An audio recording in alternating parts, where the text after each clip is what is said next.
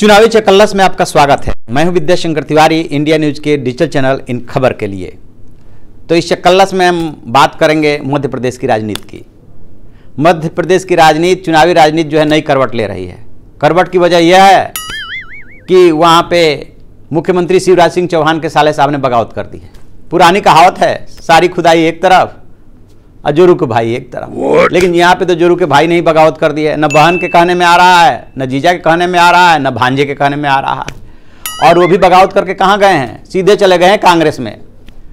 और कांग्रेस में कुछ शर्तों के साथ गए हैं। खबरें ये आ रही है कि कांग्रेस उन्हें बहनोई के खिलाफ ही लड़ाने की तैयारी में है, यानी कि बुधनी से वो चुनाव लड़ेंगे। अभी संजय सिंह जो है, दूसरी कहावत है कि घर का भेदी लंका ढाए। संजय सिंह तो सब कुछ जानते हैं, घर परिवार की क्या है, जीजा की रणनीति क्या है, बहन की रणनीति क्या है, पूरे परिवार की रणनीति, बीजेपी की रणनीति। और चूंकि वो अभिनेता भी रहे हैं तो वो कलाबाजी भी जानते हैं, कैसे कला करना है, कैसे एक्टिंग करनी है, और चुनाव में एक्टिंग की जरूरत भी पड़ती है। तो अब तो वो बुधनी से चुनाव लड़ने की तैयारी कर रहे हैं। दूसरी तरफ जो है, दरअसल हुआ क्या है कि शिवराज सिंह चौहान को घेरने के लिए कई ताकतें एक साथ आ गई हैं। एक कंप्यूटर बाबा हुआ करते थे, आपको याद होगा, जब शिवराज सिंह चौहान ने 31 मार्च को इसी साल जो है रातों रात 5 बाबाओं को जो है राज्य मंत्री का दर्जा दे दिया। उसमें कंप्यूटर बाबा भी थे, लेकिन कंप्यूटर बाबा को शिवराज सिंह चौहान का साथ ज़्यादा दिन रास नहीं आया। वो कहाँ आंदोलन शुरू करने जा रहे थे नर्मदा संरक्षण के लिए, भ्रष्टाचार को लेकर के। लाल बत्ती की गाड़ी चौहान साहब ने पकड़ाई और उसके बाद उनका आंदोलन स्थगित हो गया।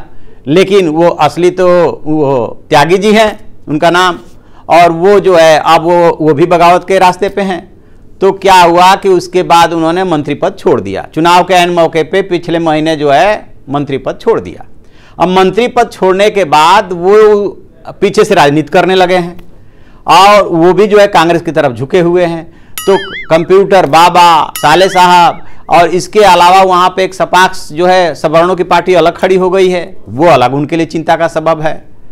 आम आदमी पार्टी भी वहाँ पे पहुँच गई है और कई छोटे छोटे राजनीतिक दल आ गए हैं जो कि इस बार मामा शिवराज सिंह चौहान को घेरने के लिए यंगस्टर को जोड़ रहे हैं, क्योंकि सारे यंगस्टर के वो मामा है। वो पहले ही कह रखे हैं कि बच्चों तुम्हें परेशान होने की ज़रूरत नहीं, बेटियों तुम्हें परेशान होने की ज़रूरत नहीं, जब तक तुम्हारा मामा है तुम्हारी पढ़ाई लिखाई का ध्यान रखेगा।